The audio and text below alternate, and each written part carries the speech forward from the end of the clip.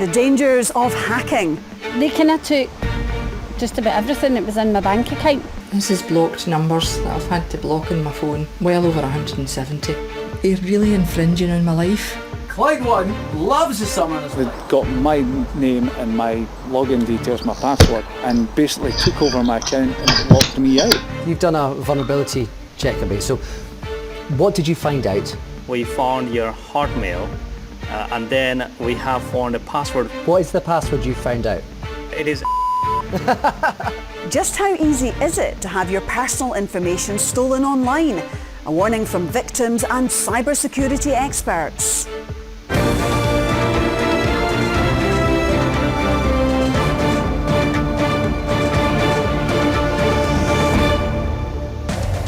Good evening. If you think you're secure online, think again. We are all vulnerable to hackers and scammers. Cybercrime is on the rise and technology has made it easier and cheaper for criminals to reach millions of people. This evening we'll speak to a police officer working to track them down, but first our reporter Sasha Spratt has been speaking to victims of online fraud. You feel there's kind of no escaping them because they are so clever and there's so many of them, and that's their job. It's just total fear knowing that somebody's out there with all your information, and you think, are they getting loans, are they getting cars? It was just really offensive, and I couldn't do anything about it. I couldn't take it down, I couldn't stop it because they changed my password and they'd logged me out. They lurk in the dark corners of the internet, and we are all vulnerable to them. Don't assume that hacking is just carried out by spies from other countries looking to get information from big government organisations.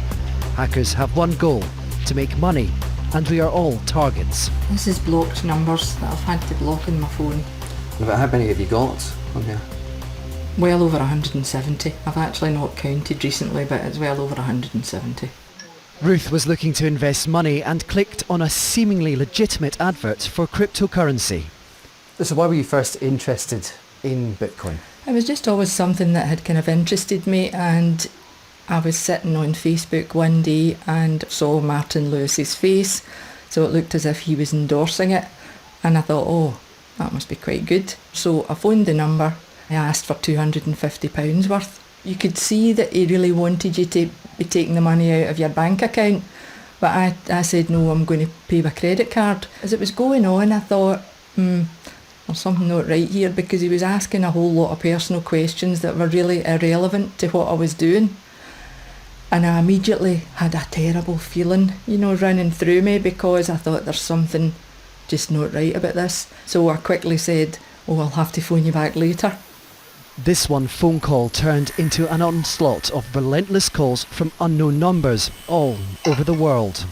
They started to go into my accounts. Even the wee calendar app I had to delete because there was getting all this porn stuff sent to me, and it was every 15 minutes. You just think, how can they actually access all this stuff in your phone? They tried to get money out of my bank this year. That was really kind of what put the tin lid on it. So when you realised that they had accessed your account, was that ultimately the last straw, the one thing that should be really That protected? really scared me. That you envisage them getting into all your accounts and, losing your house, losing everything. You just think about the worst possible scenarios. At times, it made me quite low. Sorry. So when the bank thing came out, I thought I need to do something about this. I phoned the Kilbride police, and they've actually been very good at helping me with different things, and they told me about the telephone preference service. Since I have done that, I have to say the phone calls are much less now, but I just felt a bit safer knowing that the police kind of knew about it. Ruth may have started her conversation with the scammers, but for some, the criminals come to them. Get the phone call through my mobile phone, and the person at the other end says they were from Virgin Media. There was a problem with my router. My email had been hacked and it had been compromised to safety. So they're like, well, we need to secure everything. Your bank card, your credit card. Shelley was asked to download an app called Quick Support. Despite her initial concerns, the site looked legitimate. The screen did say you're on live Virgin Media server. So I thought, oh, pretty genuine. So they were in my phone. So I did it, and I was scrolling up and taking things off, and then they're like, right, come out of that, now go into your app store and download an app called Revolut, and then type in this code. Shelley entered the code 2050, unaware she was transferring £2,050 to the scammers. Normally that should have sent alarm bells ringing, but because they said it was a code and it was to access my router, it's what I did. I was like, I said, but my bank account's £2,050 out, and they're like that, right, click on loan calculator, type in an amount for 4,000, and I thought, here, you, no way. I'm like, definitely not. What did you then do when you hung up the phone to the scammers? I phoned my bank, who's Virgin Money, and I had explained to them what had happened. You know, I'd been scammed, I need you to stop the payment. And they're like, well, we can't, because it's automatically went straight through. For you, how does it feel to know that there's these people out there that have all this information about you? They kind of took just about everything that was in my bank account. And, you know, my dad's not well, and he had to take a loan out over 6 months so that I could just pay my house bills. You know, and I've got my son and daughter's birthday coming up, and it's her 21st, so I'm like, and granted, I'm a nurse and I do work, but it's like, it's just that sense of, you know, you've taken everything away from me. It's horrible to think that you're no safe. Money may not always be what the hackers want. They may just be looking to damage your reputation. And Clyde One loves the summer and has plenty to do throughout Glasgow and the West as well. George Bowie presents The Morning Show on Clyde One. Hackers made their way into his social accounts with the aim of doing just that. Got my name and my login details, my password, worked that out and basically took over my account and locked me out. So this was at maybe 2 a.m, 25 my alarm goes off, and I'm like, all these missed calls, and what the heck's happened?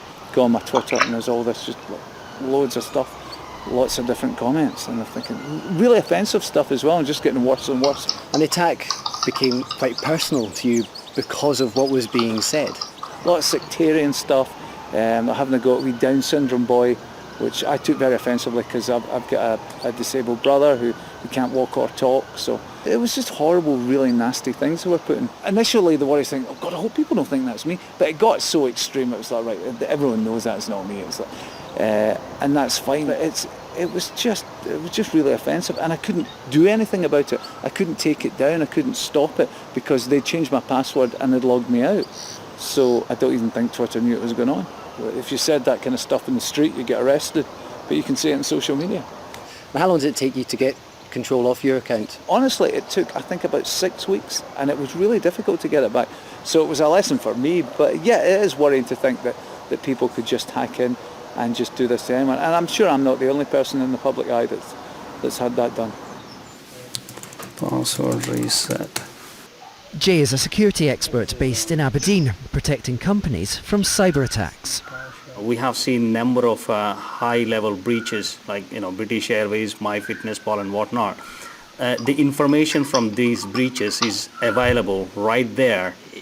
A low-level hacker could just find this information and spray and pray, right? How do individuals protect themselves then? What are the simple tricks that people can do just to keep themselves safe, keep their information safe? Change your password to a complex one, or use password managers which can help you create strong passwords. And remember, there are loads of password managers available for free. And for businesses, it's the same.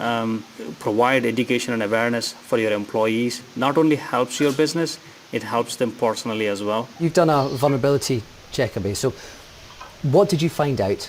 As soon as we got the authorization from you, within few minutes, we found your Hotmail, and then we have found a password for your Hotmail as well, which is very interesting. And then we also figured your social media logins. What is the password you found out? It is and this was one of your old passwords, right? Yes. Is that, are we correct? Yes. How easy was it for you to find that? So we found it within 5 minutes of when we started the operation. It was actually harder for us to find your Hotmail than your password. Is that quite common? Do people use old passwords for that length of time? Am I actually kind of quite slow in the game? It is very common. People use the passwords that length of time. So once they set the password, they don't usually change until there is an incident. And then another thing very common is once people set a password, they use the same password across multiple services. Now you have this information with time. I mean, what could you do? How much damage could you do? If we can steal your identity, that's it. We have your emails, your information, your personal details. We can even manipulate your bank to, access your bank accounts as well. So we could do lots of damage. I think unless you're an absolute computer wizard, you probably can't stop these people getting into things. You've just got to be extra vigilant. It was a real shock when it did happen. And the most frightening part for me was like trying to stop it and realising that I was helpless. My information's out there. Everything is out there. Date of birth, my age, my address. Go and get help. Seek the help. The police are there. Well, some really troubling examples of what can happen online there. Joining us is Detective Sergeant Eric Fetter from Police Scotland Economic Crime Unit. Eric, thanks for joining us. First of all, how common is cybercrime? The world we're living in is continually changing. Technology is advancing all the time, and society's uptake of these technologies is increasing as well, and we would include things such as your access to social medias, people being more taking advantage of smart devices, tablets, and people that the interest that's been drummed up in relation to virtual assets and cryptocurrencies. Mm-hmm. That on top of things, the way people's lives have been affected during the lockdown, and people having to work online, to play online, to shop online, has provided another platform for scammers to take advantage of this increased kind of attendance. And unfortunately, that has caused an increase in the types of crimes that we're seeing reported. That's interesting. So the more we live our lives online, especially during the lockdown, we're seeing more crime committed. And is it on the rise then, is it?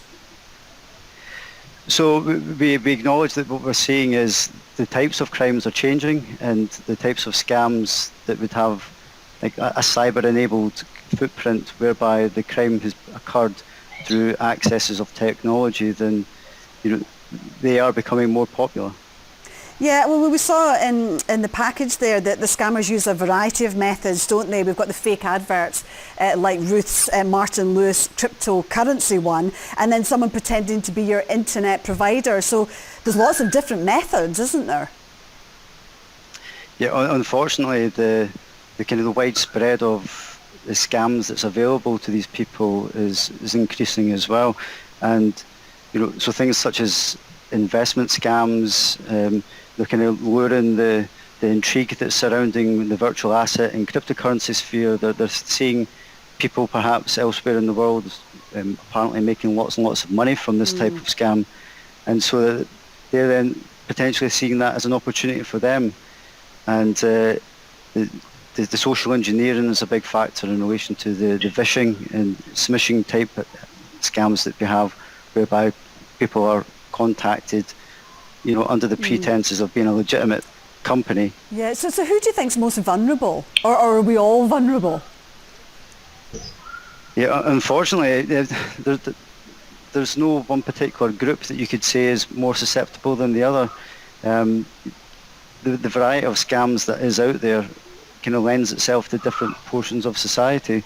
So there are, investment scams, there are romance scams, there's the social engineering scams that basically, that could affect anyone.